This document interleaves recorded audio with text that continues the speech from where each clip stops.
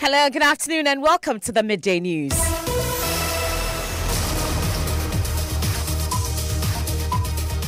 This bulletin is coming to you live from our studios here at Kokomlim Lane, Accra, on digital address GA0993341. It's broadcasting live on Joy 99.7 FM, also live on Love 99.5 FM in Kumasi, affiliates across the country on ABN Radio in London, and around the world at myjoyonline.com. The news is brought to you by Telesol 4G, proudly Ghanaian, Telesol, just a touch, and UMB Bank, UMB Speed Up, Digibank, Let's Go. Also brought to you by Mac Auto Parts Ghana, distributors of Isuzu pickups and Chevy cars. Mac Auto Parts Ghana, with you for the long run. In this edition, with less than 24 hours for rollout of government's double track system, scores of parents throng senior high schools across the country as they frantically register their children for the new school year. We'll get live updates from our reporters and hear from the Deputy Education Minister as he guarantees students without schools still have an opportunity with a self-placement module. As of yesterday, we had 27,000 people who have done their self-placement. I know on average every day is 10,000, so I know today it may even jump and parents are going to find schools for their children. Former Second Deputy Speaker of Parliament Ken Jirasa urges NDC flag bearer aspirant John Dramani Mahama to back out of the race, saying he's best suited in an advisory role. Conventional wisdom requires that you retreat, go and serve as an expert general, advise the younger ones to go ahead. He's coming back would be like having lost the war. I want to now face a bigger battle. We have more as Mr. Jirasa kicks against Kwaku Anyidoho's bid for the General Secretary position. Also, government rolls out detailed security plan for the funeral of the late UN Secretary General Busumuru Kofi Annan as the nation awaits the arrival of his remains later this evening. We're live at the International Conference Center where the Information Minister is expected to address the media. Right at the entrance, the whole building has been clad in red and black. I also see a catafalque where the casket will be placed for the filing pass tomorrow by the general public. And in sports. Yes, we're still reflecting on the weekend's results in the Africa Cup of Nations qualifier. We hear from Black Stars assistant coach Ibrahim Tanko, who has questioned the commitment levels of some of the players after Saturday's shameful defeat to Kenya. We have all that and more here on the Midday News with me, Emefa Apau. Details shortly.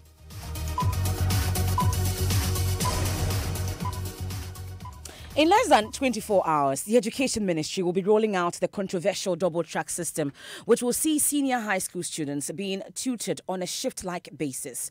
While some have criticized the system, saying it will promote truancy, others have welcomed it. Already, 423,000 students have been placed on this new system, which will see those on the green track going to school tomorrow. Joy News checks across the country shows scores of parents have thronged senior high schools as they frantically register their children for the new school year. We'll be touching base with our correspondents for the latest shortly, but let's start from Accra, where Maxwell Agbagba has been interacting with some parents. We're currently here at the Achimota School. Now, what is happening here is that we have a lot of parents gathered here together with their children, and what they do, first of all, is to go to that notice board there to check their names and then their programs of study and then their serial number. Then they move to a designated table where they hand over all documents that they are supposed to submit, and then the registration, continues. There, I've seen some of them actually with their school uniforms already. Remember, the green track, they are supposed to report to school on the 11th September, that is tomorrow. Now, the gold track is expected to report to school on the 8th November. So I have with me here Priscilla Elam. She's on the gold track. Okay, but she is here. It means she will not be reporting tomorrow. Priscilla Elam, how do you feel about that? I think it's okay. The double track is for the best, just to reduce the number so I don't be any overcrowding. What does it feel like to be at Achimota School? I'm very happy I got admission to Achimota.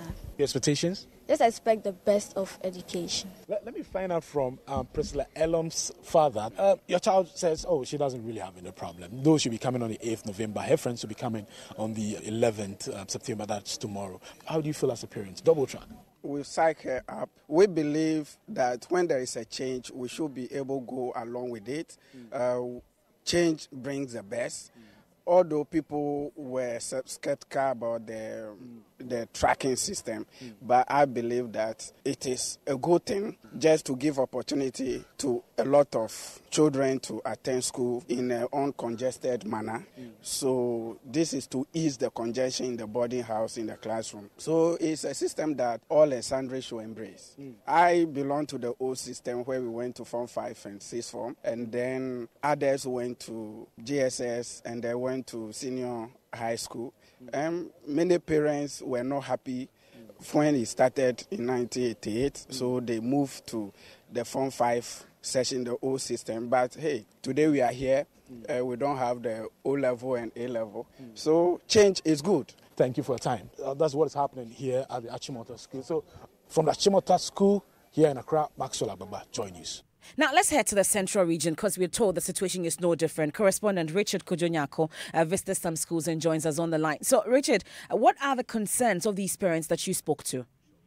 Well, let me for two quick issues. The concerns of parents are that they come from Accra, Swedro, and elsewhere apart from Cape Coast. And so they've also been given a day status. They need places for their children to stay, and so it's become a major concern for them. The schools have not been accredited with boarding status, some of them.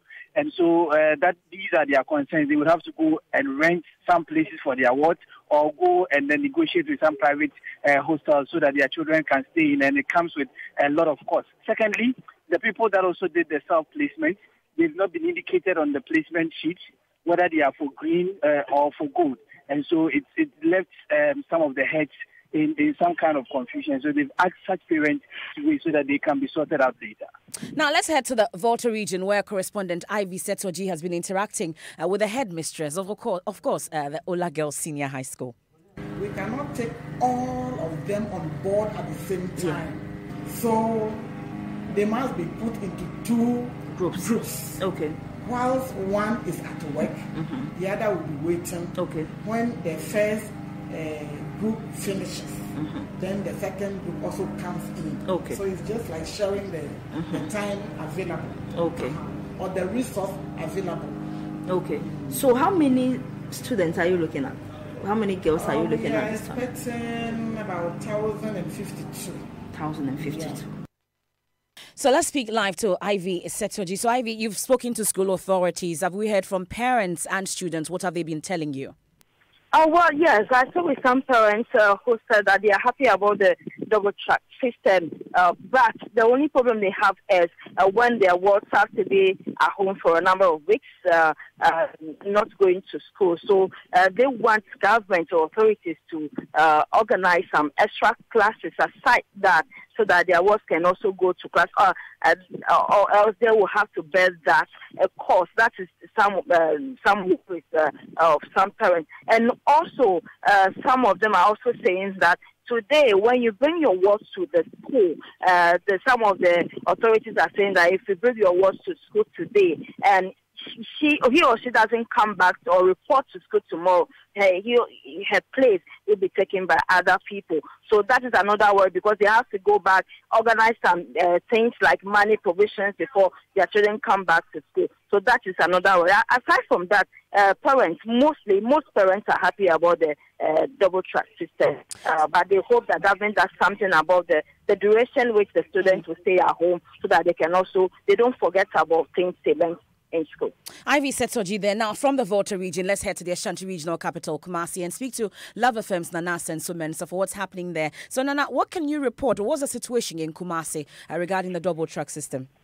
Yeah, MFR, we have so far visited 3 schools within the metropolis, and the situation in Kumasi is almost the same. We started the monitoring from KNUST SHS and continued to St. Louis SHS, and now we are at Opokuari School. And we found parents in long queues with their wards trying to register to secure admission for their wards. And some had been in the school as early as 6 a.m., but the process, which is supposed to be short, appears to be cumbersome. So if I'm speaking to some of the parents, they are worried about the slow pace at which the process is moving. But however, we try to find out from guardians and students their take on the double track system. And they are all full of praises, hoping the new system will help enroll more students. Thank you very much, Nana Senso Mensah, bringing us a situation in the Ashanti Regional Capital, Kumasi. Now, the Deputy Education Minister, Dr. Yao Osei-Edochim, has been given some indication that government is ready to begin the rollout of the double-track system. Dr. Edochim says students without schools have an opportunity with a self-placement module, which is still open. If you're a parent and your child doesn't have green or gold on the acceptance letters, it means their school is single track, and therefore you should be prepared to really get your children to school. At this time, I would say that a number of people have done their self-placement. As of yesterday, we had 27,000 people who have done their self-placement.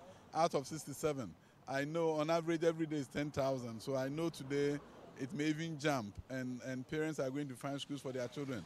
But we have 423,000 students who have already been placed. If you have purchased a scratch card or short code and there were challenges, if you have used it for 2 or 3, we've done it in such a way that now it's unlimited. So you can go back and use the same code and check and make sure your child goes to school this week. How about the school? Have we already started disbursing funds to them? The pressure on them last year is different from this year because half of the students are going. Unlike last year where they got all the students there at the same time. So in fact, there's less pressure on them at the opening this year around than last year because half of the students are showing up. The good news is that since the last 2 weeks, schools have received all their foodstuffs. Food has gone. Everything they need to start cooking is there. However, we're also going to do the 20% advance apportionment, and we are working on it right now. So that will be going to the schools within a very short period of time.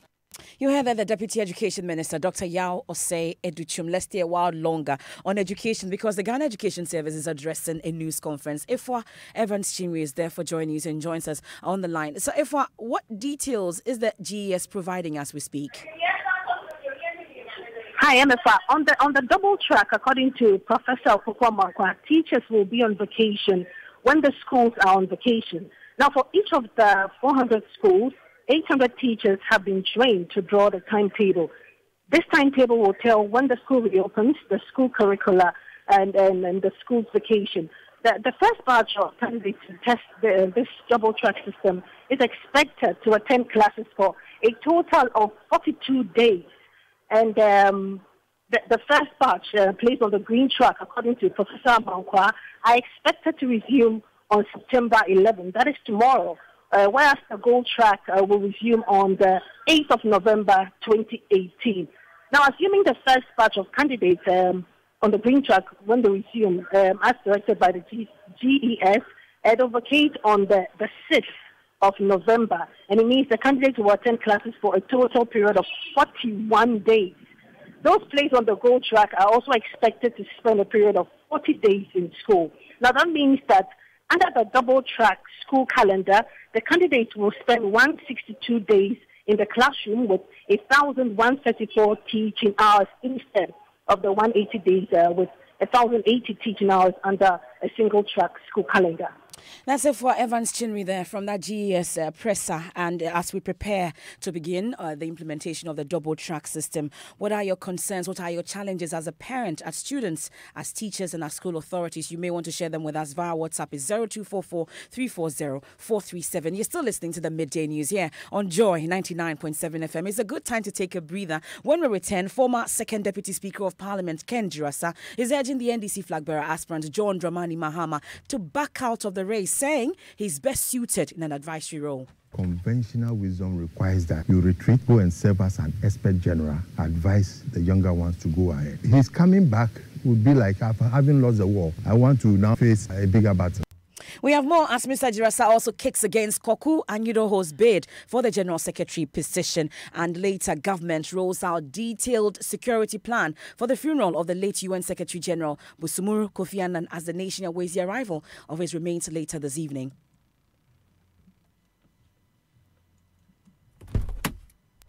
That is a sweet sound of excellence.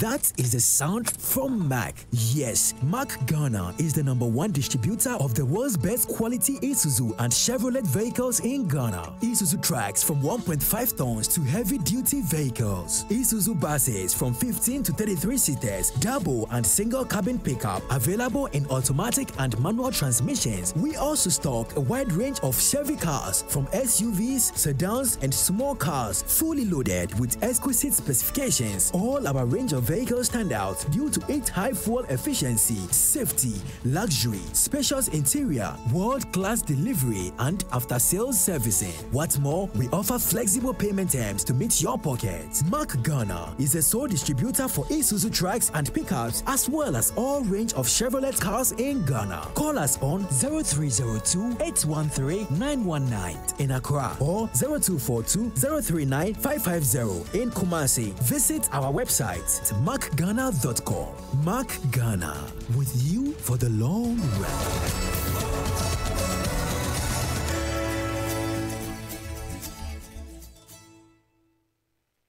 Now, this very moment, it's the pulse of possibility, potential, power.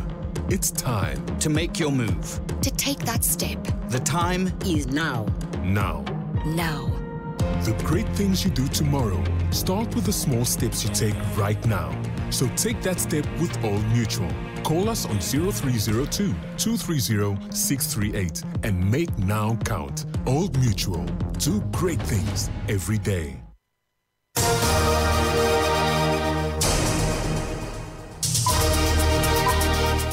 You're welcome back to the Midday News. Thanks for staying with us. Now, teachers across the country will be examined later today on their suitability to teach pupils. The National Teaching Council is holding the licensure exam, which requires that teachers must pass those exams in order to be sent to the various schools across the country to teach.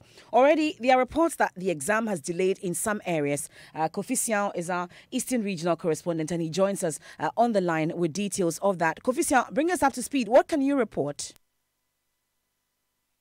Hello, Kofi.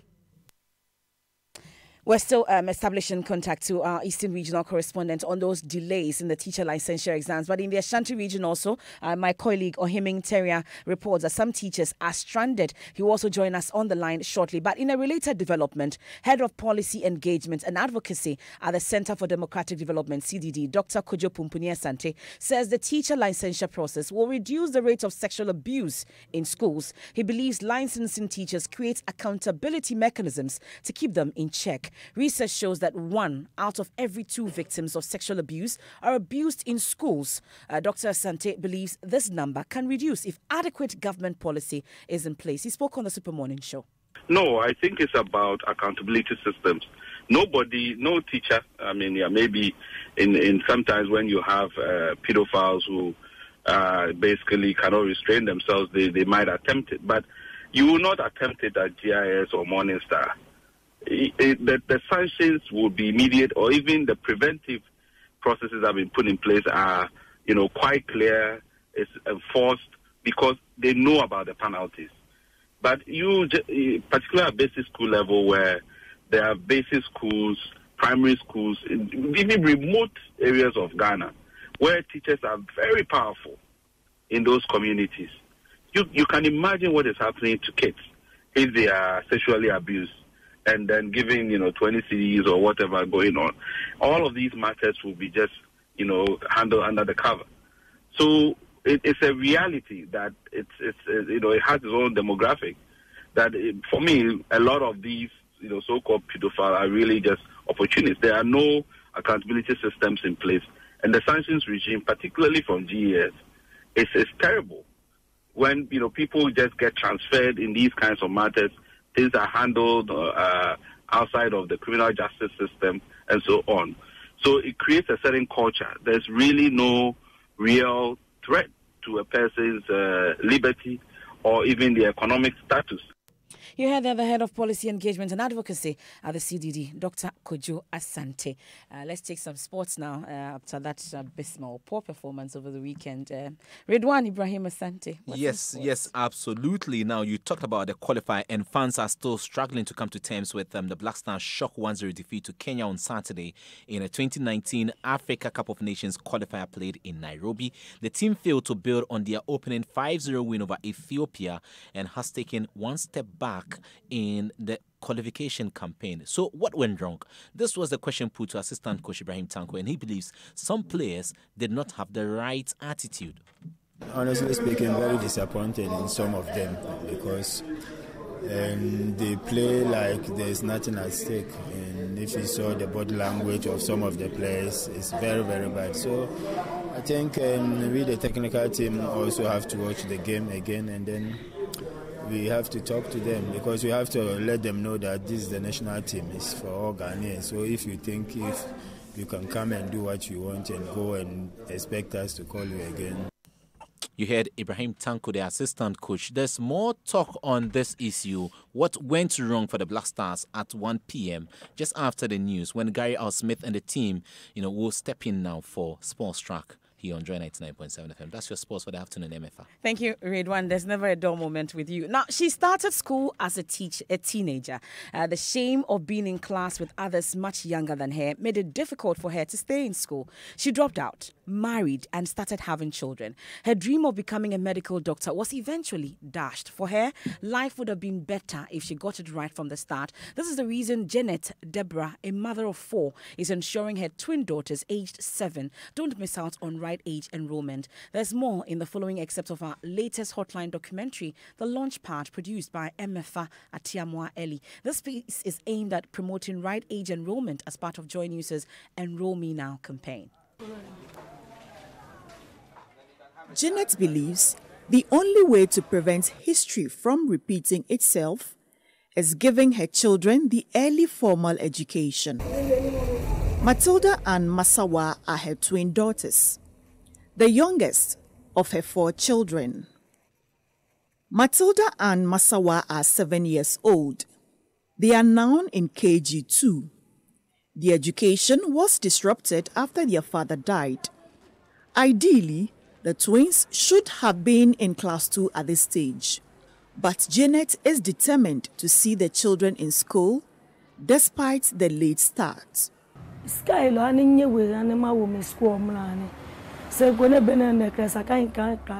They started school late because I didn't have money. They should have been in class 2 or 3 by now. But now they are in KG2. The man likes eating what? Fufu. Janet says since her twins started school, they have changed. They love to go to school. They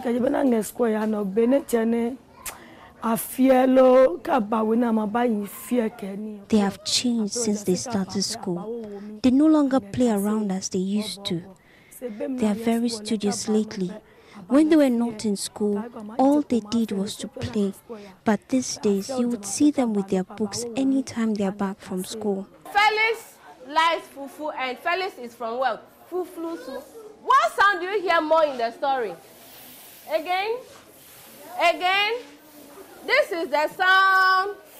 All of you. Again. And the action is like this. All of you. Angela. Again. Pump the tap. Again.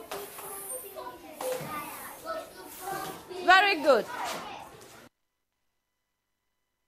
That's as part of Enroll Me Now campaign. Now, let's do some politics because the former second deputy Speaker of Parliament, Ken Jirasa, is urging NDC flag-bearer aspirant John Dramani Mahama to back out of the race. Mr. Jirasa, who is a leading member of the party, says the former president will better serve the party's bid to win the 2020 polls as an advisor to other candidates rather than contesting. A former Minister of State in the Jerry Rawlings government, Kojo Yanka, last week also made a similar call on the former president. Speaking exclusively to Joy News, a former legislator said the opposition party stands a better chance at electoral victory in at least 2024 if it has a new face in 2020. When you are at war and you provide your best arsenals and you have the opportunity of fighting that war and you lose the war, conventional wisdom requires that you retreat, go and serve as an expert general, advise the younger ones to go ahead. You don't show your face again. You see, his coming back would be like after having lost the war. I want to now face a bigger battle. You see, you don't come back and contest with your subordinates, individuals that you had signed the appointment letter and appointed them ministers. Now they are rubbing shoulders with you.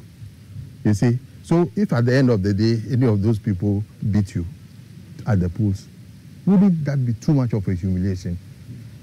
This is all that Kojoyanka has been, arguing. But our young friends who are backing my good friend John Mahama do not just see this. They go on the rampage calling anybody who comments a little against the bid of John Mahama for a second term.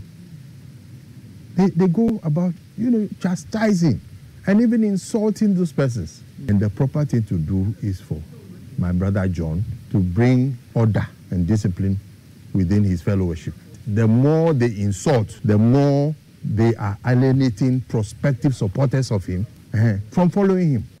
Mr. Jirasa has also backed NDC General Secretary Johnson Asiedu Nketiah's bid to be retained as the General Secretary. He believes the time is not right for Deputy General Secretary Koku Anyidoho to unseat him. We'll hear from him on that shortly. But the party, in a statement signed by Chairman Kofi Potofe, has questioned the loyalty of Mr. Anyidoho.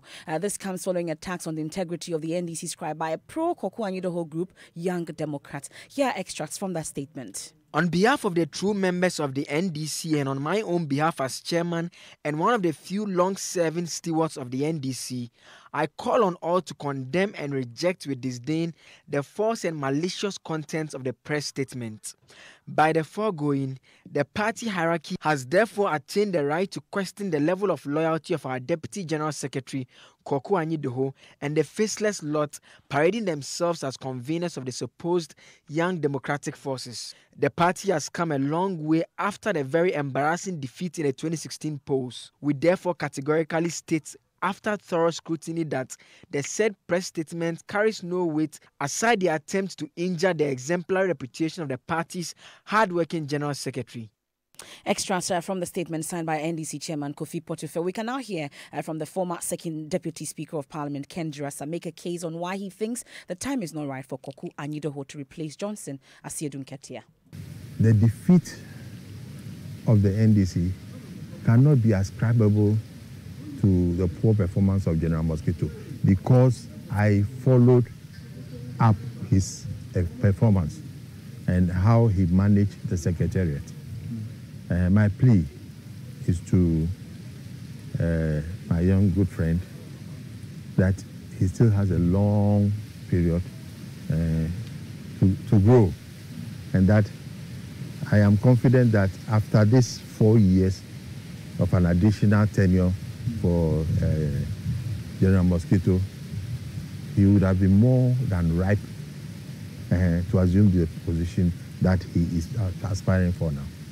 So he should allow General Mosquito to go probably uncontested so that we can continue from what we have gone through and not split hair on who becomes the head of the secretariat or whatever.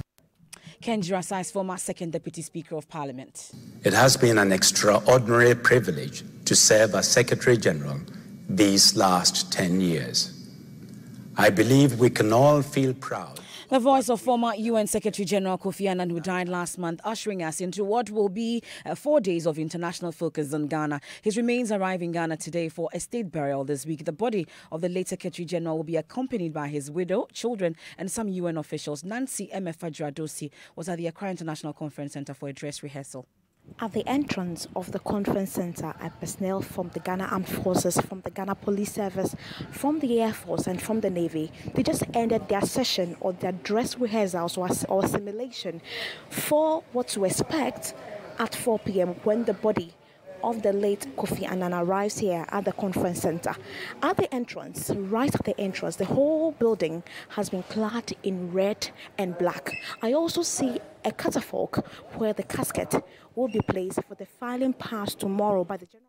Now, Nancy Emefa Jadosi joins us on the line because Information Minister Designate Kojo Nkrumah has been providing details of the funeral arrangement for the former UN Secretary General. Nancy, what are the details? So contrary to reports that the body will be arriving at 4 p.m., the minister said the body will be arriving around 5 p.m. today. And tomorrow will be a filing pass by the general public, the whole day from 10 o'clock to 4 p.m. And then on Wednesday will be for the VIP, the foreign dignitaries and other ministers of state for Wednesday. And then on Thursday, that would be the burial service, the final funeral rite tomorrow, MFA.